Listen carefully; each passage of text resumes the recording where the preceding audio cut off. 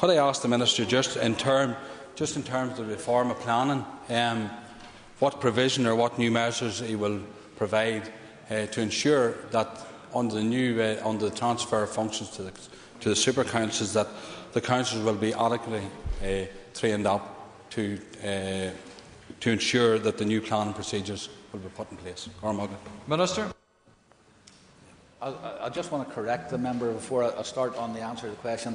Actually, polar bears and polar bear colonies are thriving. They're not in decline. So I just thought I'd give him that piece of information for nothing. Can I just? I mean, he asks a very important issue, and I think that for those who wish to see local government function properly after the May 2011, it is important that councillors who take on planning responsibilities and a planning role should be properly trained up and should have the capacity to deal properly with planning decisions. And for that reason, there is within the planning reform proposals,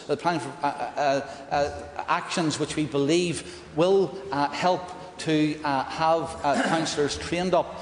The one point that I would say this to him, and I mean, members of Sinn Féin actually on the Strategic Leadership Board have been very helpful when it has come to preparing for RPA, but the planning reform proposals are being held up at present. And I know that the Chief Whip of his party might not be too happy for him raising this issue with me, but they're being held up in the office of the Deputy First Minister. We are reaching a deadline, and I've got to say this, we are reaching a deadline where if we don't get those proposals out for public consultation and then start moving towards the legislative requirements, that we are going to find ourselves in a difficulty in delivering this reform before May 2011. And therefore, any help that he can give me in getting these proposals to the Executive so that we can have them out for public consultation, I will be more than grateful for.